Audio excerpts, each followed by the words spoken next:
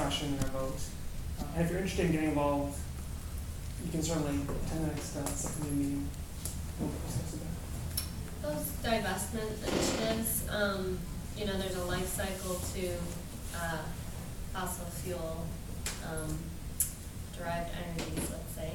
So there's the mining step. I mean, is there a statement where you're not investing in any part of the supply chain of a fossil fuel or mined fuel? Is that what is that included in divestment? Our current thought is to kind of piggyback off of this nationwide movement that 350.org has kind of been spearheading. And my understanding is they've developed a pretty tight list of entities, mostly tied to the extraction phase. Okay. It's pretty focused. It's not looking at the whole kind of chain, the whole okay. It's extractive companies and workers to workers. We can, and we did some work, but you know, the city doesn't own any stock. Well, we can- I mean, anything. We don't own stock. This would be a very symbolic statement. No, it's a good question because someone like Flint Hills, you know, they're refining, they got a lot of emissions, and they're very much plugged in. Yeah. But that's true. Yeah, they don't. It's Yeah, true. stock. You're not allowed to invest in them. But then you keep taking additional steps. I mean, at one level, we're all. I mean, speaking for myself, you know, I use fossil fuels, and so we're all to some degree tied into the system. So it's an interesting question about where to draw the line. And I think our approach, the 350 approach is let's just do the first step, which is this very clear line that it's hard to argue with. So. Draw it so that we make sure we're on the right side of it. Exactly. I've often wondered, and I'm not being too critical here, but when we had a presentation about the Kirk incinerator, one of the things that came up was that there's all of this other pollution that's kind of like aggregately way bigger than HERC, and you know, I mean, it's just, remember that, and so HERC is just this tiny little piece of that, and Point source versus non-point source. yeah, exactly. So I'm just wondering if the Air and Climate Subcommittee thinks about doing something more like what we're doing in this Less Waste Committee and targeting industries, doing a little bit of research and seeing if there's any way that we can sort of focus on real source pollution that isn't focused on these general things like fossil fuels, which is really great, but it's not something that the city really has so much control over, whereas maybe something like the dry cleaning industry or the, you know, maybe some kind of a production that we have here where they, I don't know. I mean, I'm just throwing that out. Yeah, I could see us going down that road. I think in the past, CEAC has looked at the dry cleaning, has looked at the mortuary cremation issue, which is a fun issue. Well, the backyard burnings. Backyard burnings. And I think there's also been some work around auto body shops, and so yeah, that'd be actually. You might want to look at lawnmowers and stuff like that. Kind of Floors. There's a number of opportunities, and certainly if the group is interested in a presentation around what came out of the Clean Air Dialogue and what some of those opportunities are that are moving through the city, through the county, through the state, and other opportunities, it would get to a lot of those kind of questions, like what are the sources and what are the things we may be able to most easily address because we aren't yet doing a lot about them here in Minnesota. So. Yeah, so that'll probably be our first next step is, you know, looking what other people have pulled together. Cool. Great. Michelle, I want to make sure you have a couple minutes or talk about franchise. You want me to read? Go ahead. Yes. Okay, I've got That's some notes written down here, and I'm going to try to make sure I get them all. We've had a lot of conversations over the last year and a half about franchise agreement with Xcel Energy and Centerpoint Energy, and then also the initiative that MEO is promoting. I've been to, and I know several of us here in the room have been to the city DFL convention where it was passed. There was some confusion at that as far as what was being passed. Some folks that were worried about nuclear being considered clean. At the mayoral energy forum last night, we heard varying different opinions from the candidates, and one of them has clearly endorsed MEO, and that was Betsy Hodges. have not chosen a candidate yet, but I thought a couple of the responses up there actually were pretty good. Ross, you were there, and I think you caught this too. One of them said that they thought that with only 4 months to go, this large of campaign might actually be in trouble, might not succeed, and they're worried about the kind of leverage that we would lose as a city if we were to try to endorse it as a committee. There was another member who actually said, why don't we sign on to a 5-year agreement and give the city a little bit more breathing room to be able to get some of this expertise and get some of this done. It's a big issue. I don't know if we've come to a consensus on the subcommittee. I think that there's been a lot of dialogue.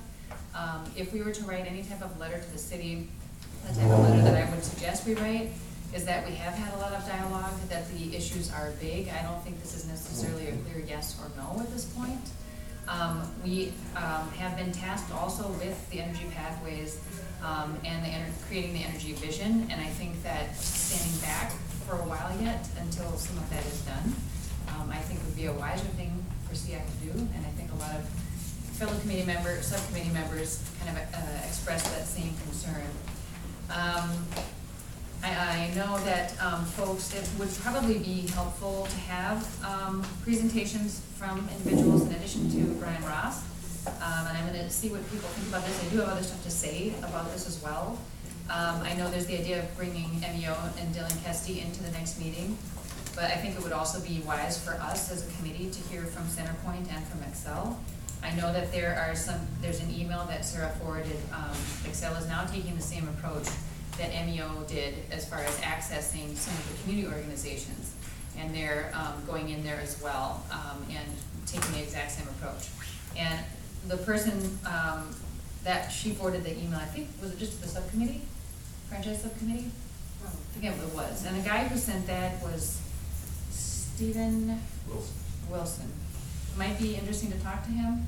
I think, I know we've got a lot of preconceived notions, but I think as far as making a decision, we need to be able to hear what they have to say. And not that it'll necessarily change some people's opinions, but I think to just hear what they have to say is a wise idea. And then as a subcommittee, it might be smart for us to ask, to talk with some of the city attorneys, some of the lobbyists potentially, see what they have to say, what their take is on it, maybe have them explain their version of the franchise agreement, potential municipalization to us. That'd be great.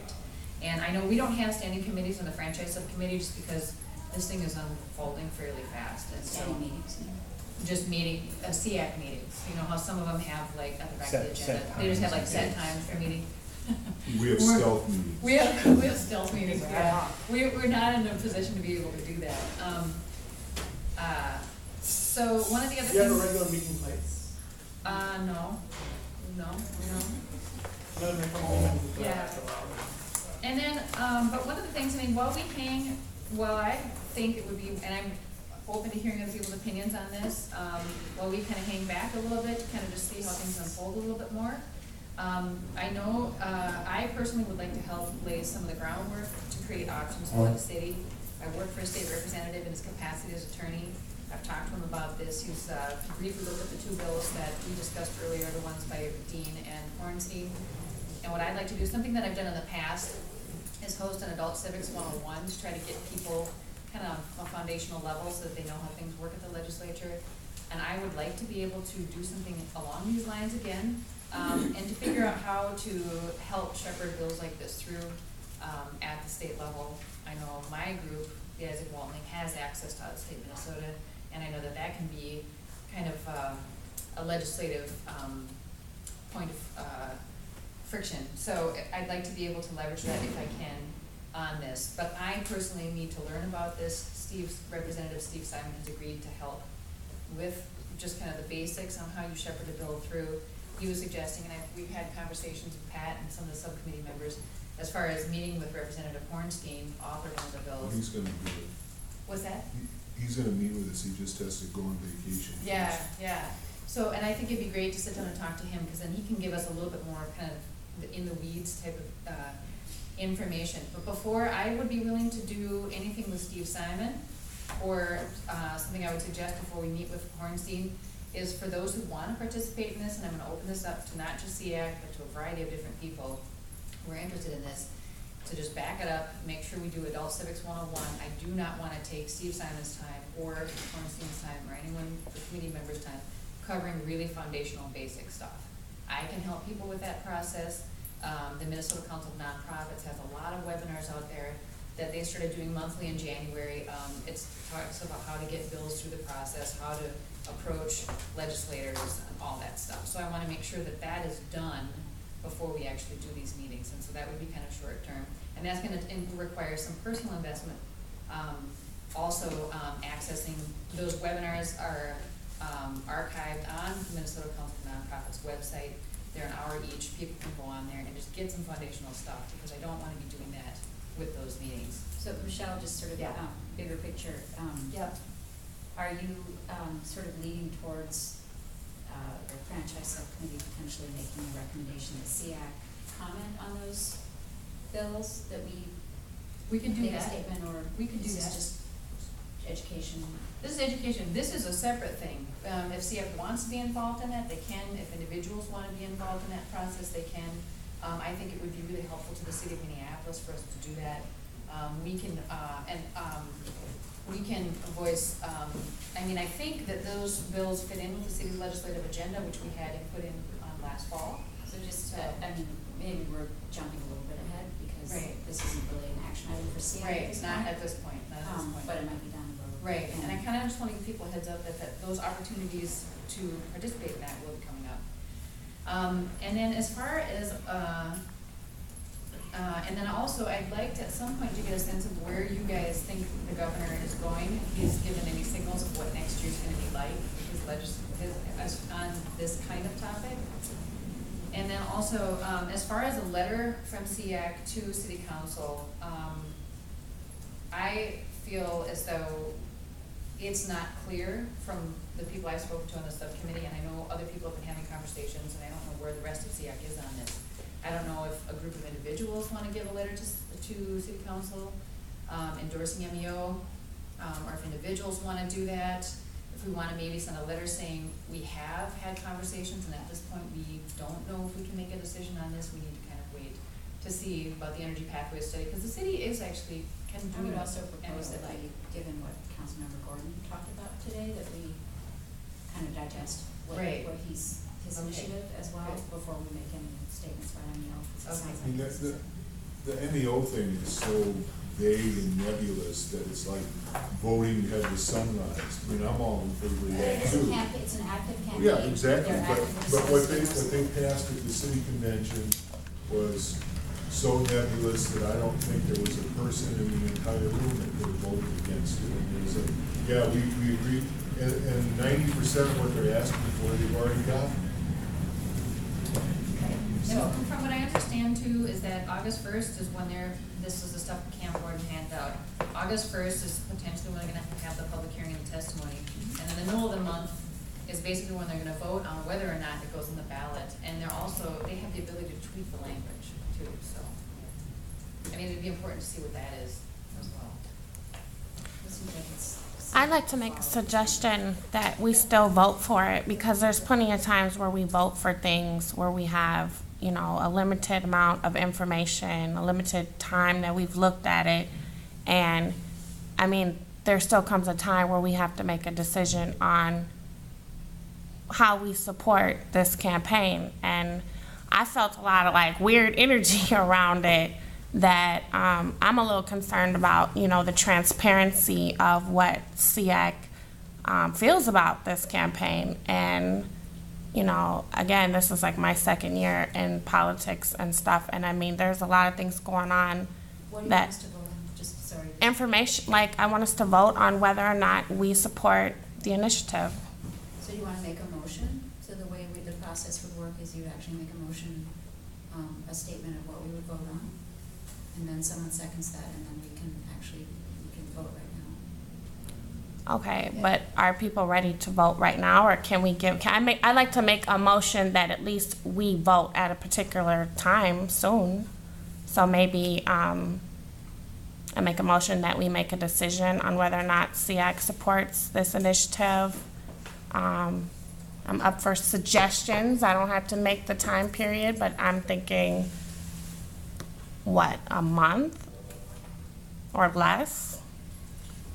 Well, if we wanted to make a statement before, Brad Ross. by the public hearing, so August first is, I guess, the target date for the public hearing. One approach would be to say, if we wanna say something, we wanna say it at that. So we'd wanna maybe decide before that. The other approach would be to, wait a few months and we have more information coming along as we go in the energy vision pathway study and those sort of things. Yeah, I'd be really uncomfortable voting unless I had language that came from the franchise committee, that there was something that you wanted us to vote on. I'm just being honest about that, because they've been spending all the time looking into it, so. But I've heard we haven't even allowed them to come in here and state their case. Oh, I'm not talking about that, I'm not talking about eliminating that, I'm just saying that I'd like to hear from, because the franchise committee has been working on it for a year and a half, so if I was gonna vote on something, I'd like it to be a proposal that came from the franchise committee. That would be me personally. Well, I'd like to make a motion then that we invite them to come do at least a 15-minute presentation with You're us talking next about meeting. NO. Yes. Oh, yeah. And I would just, add to that, since the July meeting is pretty full already, I'd be nervous about lining up for the July meeting, just because of the, energy visioning state, I don't wanna run out of time. So I would recommend that we would invite them for the August meeting, which would be the soonest, which is still enough time, I think it's. I'm fine with that. Yep. I mean, I would also say before having any sort of vote, particularly on whether or not we're endorsing